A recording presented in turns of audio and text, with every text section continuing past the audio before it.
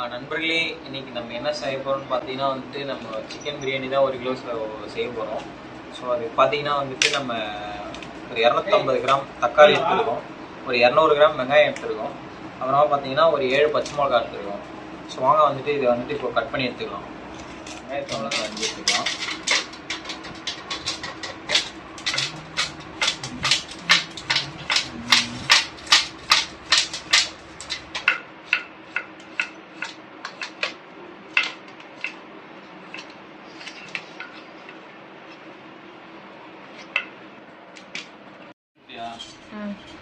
நண்பர்களே, அடுத்து பார்த்தீங்கன்னா தக்காளி அரிஞ்சு எடுத்துக்கலாம்.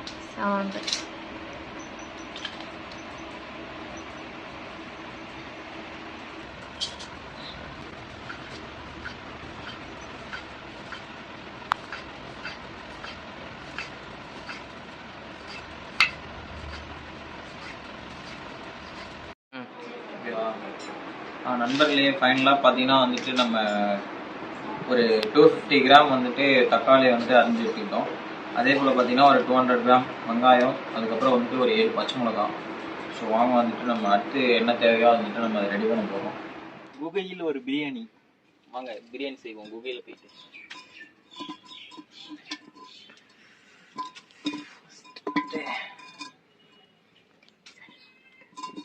நண்பர்களே, குக்கரில் வந்துட்டு குக்கர் அடுப்பில் வச்சு பிரியாணி செய்கிறேன்னு நினச்சிடாதீங்க. எங்கள் வீட்டில் வேறு பாத்திரம் இல்லை.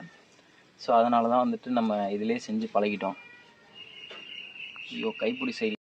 ஸோ ஃபஸ்ட்டு பார்த்தீங்கன்னா கொஞ்சம் எண்ணெய் ஊற்றிக்கலாம். கொஞ்சம் வந்துட்டு எண்ணெய் ஊற்றிக்கலாம், போதும்னு நினைக்கிறேன் எண்ணெய். ஸோ அடுத்து பார்த்தீங்கன்னா வந்துட்டு இந்த பட்டை ஃபேமிலிலாம் இருக்காங்களா, எடுங்க. பார்த்தீங்கன்னா வந்துட்டு இந்த பிரியாணி ஃபேமிலியில் இருக்கிற மெயினான ஆளுங்களை வந்துட்டு இப்போ இறக்க போகிறோம் உள்ள. ஸோ அதில் பார்த்தீங்கன்னா வந்துட்டு சோம்பு, ஏலக்காய், இந்த கசகசா, பட்டை, இவங்க எல்லாரையும் வந்துட்டு உள்ளே இறக்கிடுவோம். இப்போ பார்த்தீங்கன்னா வந்துட்டு அடுத்து வெங்காயம் போட்டுக்கலாம். ஏன்னா அவங்க வந்துட்டு அப்படியே கொஞ்சம் நேரம் விட்டோம் அப்படின்னா பார்த்தீங்கன்னா எல்லாம் கருகிடுவாங்க. ஸோ அதனால் வந்துட்டு வெங்காயம் போட்டுக்கலாம். அப்படியே வெங்காயம் கொஞ்சம் ஆட் பண்ணிப்போம்.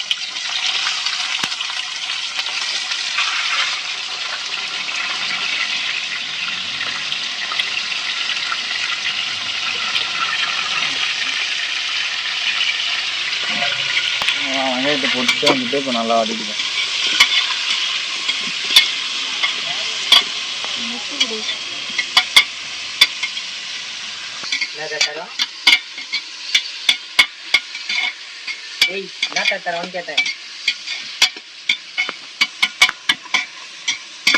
ஸோ வந்துட்டு பார்த்தீங்கன்னா இப்போது ஃபஸ்ட்டு நம்ம என்ன போட்டிருக்கோம்னா வந்துட்டு தேவையான அளவுக்கு வந்துட்டு எண்ணெய் ஊற்றிருக்கோம்.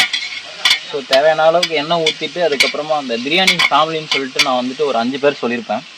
அந்த 5 பேர் பார்த்தீங்கன்னா வந்துட்டு பட்டை, அந்த பிரியாணி இலை, அதுக்கப்புறமா ஏலக்காய், கசகசா, இவங்க எல்லாரையும், கிராம்பு, இவங்க எல்லாரையும் பார்த்தீங்கன்னா ஃபஸ்ட்டு உள்ளே இறக்கியிருக்கேன். அதுக்கப்புறமா வந்துட்டு ஒரு 200 கிராம் வெங்காயத்தை வந்துட்டு போட்டிருக்கேன். சரியா, போட்டு வந்துட்டு நல்லா வந்துட்டு வதக்கணும். ஏன்னா வந்துட்டு வெங்காயம் எந்த அளவுக்கு வதங்குதோ அந்த அளவுக்கு நமக்கு டேஸ்ட் வரும் பிரியாணி. கட் பண்ணிக்கோங்க. வெங்காயம் இப்போ தான் பார்த்தீங்கன்னா வந்துட்டு அதோட இது வந்துட்டு கன்சிஸ்டன்சிக்கு நல்லா வதங்கி வருது. இன்னும் நல்லா வதக்கிக்கலாம்.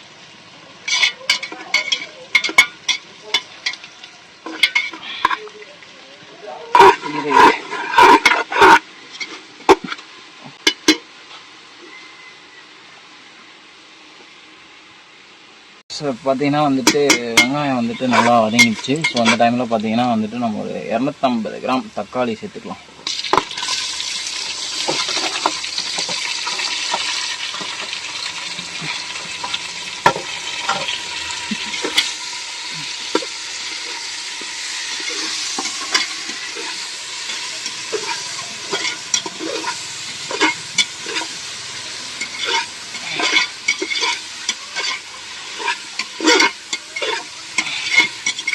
ஓகே,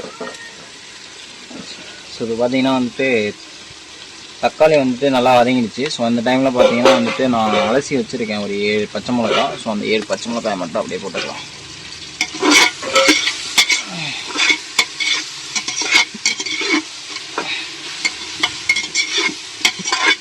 ஒரு 1.5 டேபிள் ஸ்பூன் அளவுக்கு வந்துட்டு பார்த்திங்கன்னா மிளகாத்தூள் சேர்த்துக்கலாம். சில்லி பவுடர் போட்டு வந்துட்டு நல்லா வதக்கலாம்.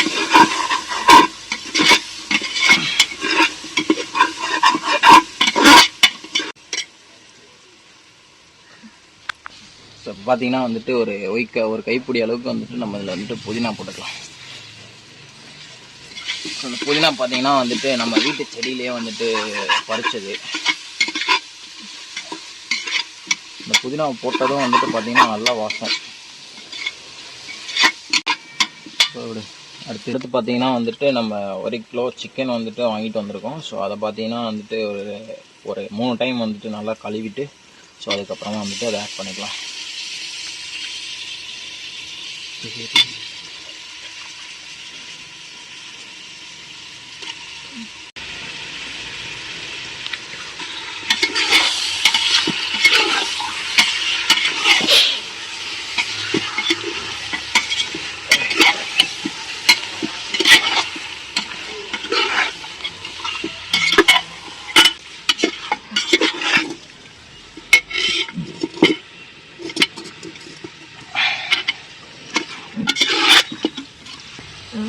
தேவையான அளவுக்கு பார்த்தீங்கன்னா உப்பு சேர்த்துக்கலாம். சவுண்டாக ஏன் பேச முடியலன்னா வந்துட்டு புகை அதிகமாக வருது.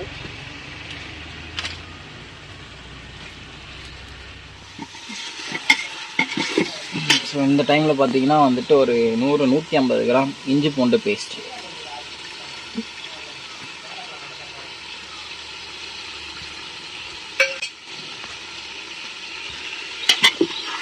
சேர்த்துட்டு வந்துட்டு நல்லா வதக்கி எடுத்துப்போம். இப்போ வந்துட்டு இஞ்சி பூண்டு அந்த வாசனை வந்துட்டு போகிற அளவுக்கு வந்துட்டு நம்ம வதக்கி எடுத்துக்கணும். பாருங்கள் அந்த கிரேவி பார்க்க எப்படி இருக்குன்னு சொல்லிட்டு அப்படியே பாருங்கள் கிட்ட வந்துட்டு.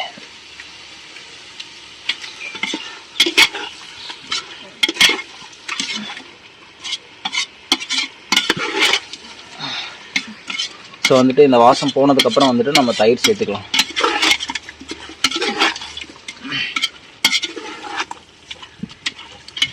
ஒரு 200 கிராம் வந்துட்டு பார்த்தீங்கன்னா வந்துட்டு நம்ம தயிர் சேர்த்துக்கலாம். ஸோ நீங்கள் தயிர் பார்த்துட்டு வந்துட்டு கெட்டு போன தயிர்னு நினச்சிடாதீங்க. இது பார்த்தீங்கன்னா வீட்டிலே பண்ண தயிர். ஸோ அதனால் வந்துட்டு இப்படி இருக்குது.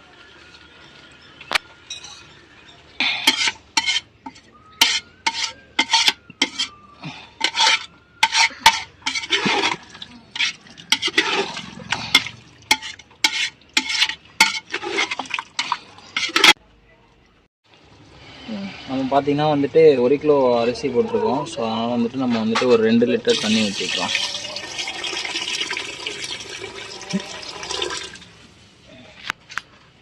ஸோ இப்போ பார்த்தீங்கன்னா வந்துட்டு சொல்லிட்டியா? ஸோ இப்போ பார்த்தீங்கன்னா வந்துட்டு நம்ம 1 கிலோ அரிசி வந்து 1 கிலோ பிரியாணி வந்துட்டு நம்ம செய்கிறோம். ஸோ அதனால் பார்த்தீங்கன்னா நம்ம வந்துட்டு இதில் வந்துட்டு 2 லிட்டர் கிட்டக்க வந்துட்டு நம்ம தண்ணி ஊற்றியிருக்கோம். ஸோ இப்போ தண்ணி ஊற்றுனதுக்கப்புறம் பார்த்தீங்கன்னா இப்போது இந்த ஸ்டேஜில் தான் இருக்குது. ஸோ இந்த ஸ்டேஜில் பார்த்தீங்கன்னா வந்துட்டு நீங்கள் செக் பண்ணிக்கலாம் உங்களுக்கு வந்துட்டு உப்பு காரம்லாம் வந்துட்டு கரெக்டாக இருக்கான்னு சொல்லிட்டு. ஸோ அதனால் வந்துட்டு நான் செக் பண்ணிக்கிறேன் அதோட டேஸ்ட் வந்துட்டு எப்படி இருக்குன்னு சொல்லிட்டு. ஸோ இதில் வந்துட்டு உப்பு காரம் எல்லாமே வந்துட்டு கரெக்டாக இருக்குது. ஸோ அதனால் வந்துட்டு இந்த ஸ்டேஜில் வந்துட்டு நான் இப்போ தட்டு போட்டு மூடிடுறேன். இது வந்துட்டு ஓரளவுக்கு நல்லா கொதிக்கட்டும். ஸோ அதுக்கப்புறமா வந்துட்டு நம்ம அரிசி வந்துட்டு எடுத்து ஊற்றலாம்.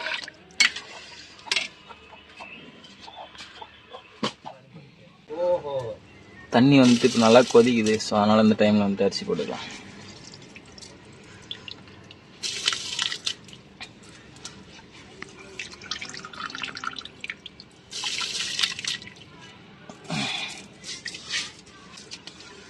அரிசி வந்துட்டு பாஸ்மதி ரைஸ் கிடையாது. வீட்டில் இருக்கவங்களுக்கு வந்துட்டு பாஸ்மதி ரைஸில் போட்டால் வந்துட்டு அவ்வளோ பிடிக்கும். ஸோ அதனால் வந்துட்டு நம்ம கட்டிங் ரைஸில் பிரியாணி போடுறோம்.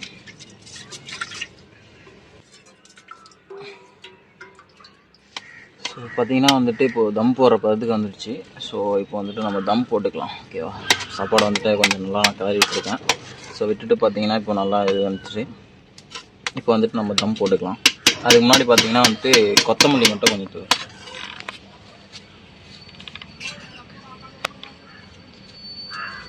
ஸோ வந்துட்டு கொத்தமல்லி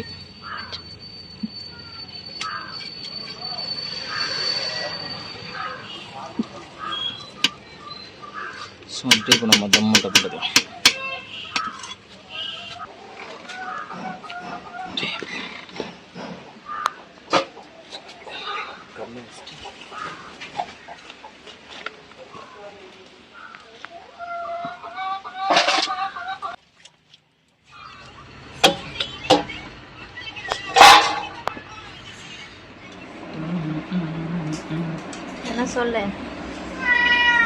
என்ன சொல்றது, இதை பார்த்தா எங்கேருந்து பேச்சு வருது, எந்த அளவுக்கு இருக்குதுன்னு நீங்களே பார்த்துக்கோங்க காய்ஸ். ஃபைனலி பார்த்தோன்னா வந்துட்டு இந்த சம்மருக்கு நம்ம பட்ட கஷ்டம் பார்த்தீங்கன்னா வந்துட்டு ஒரு ரிசல்ட் வந்துருச்சு. அவ்வளோ வெயிலில் கஷ்டப்பட்டு பிரியாணி செஞ்சு சாப்பிட்றோம். ஆனால் பிரியாணி பார்க்கும்போது தான் தெரியுது பட்ட கஷ்டம்லாம் ஒன்றுமே இல்லைன்னு சொல்லிட்டு. பட்டது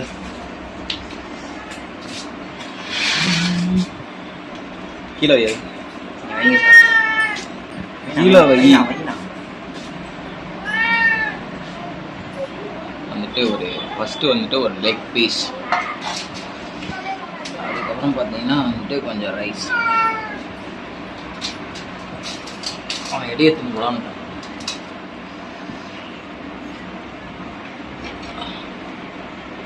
அதே வந்துட்டு ரைஸ் போட்டு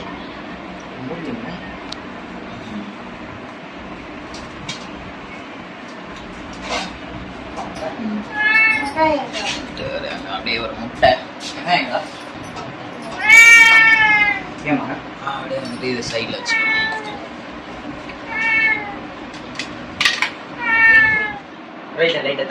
ஃபைனலாக பார்த்தீங்கன்னா வந்துட்டு நம்ம வந்துட்டு இந்த வெயிலில் இவ்வளோ கஷ்டப்பட்டு பிரியாணி செஞ்சுருக்கிறோம். ஸோ பார்த்தீங்கன்னா இதுதான் அதோட ரிசல்ட்டு. ஆனால் இதுல இருந்து என்ன தெரியுது அப்படின்னு பார்த்தீங்கன்னா வந்துட்டு இவ்வளோ வெயிலில் கஷ்டப்பட்டது கூட அவ்வளோ பெருசாக தெரியல இந்த பிரியாணிக்கு முன்னாடி. ஸோ வந்துட்டு பிரியாணி இப்போ வந்து நம்ம சாப்பிடுவோம்.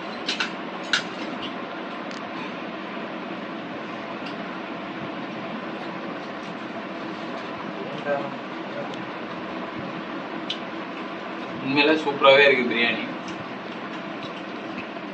ஸோ வந்துட்டு பிரியாணி கூட வந்துட்டு நம்ம தயிர் பச்சடி வச்சு சாப்பிடுவோம்.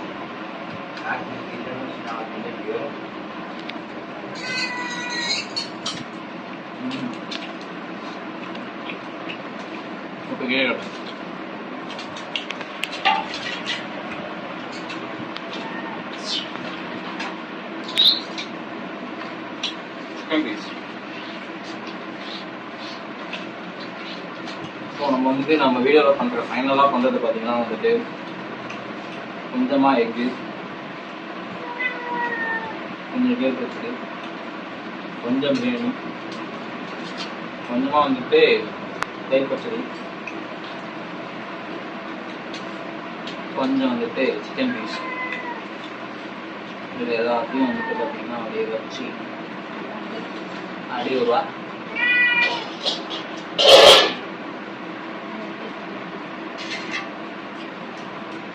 அவ்வளோதாங்க. இது தவிர வேறு எதுவுமே தேவை கிடையாது.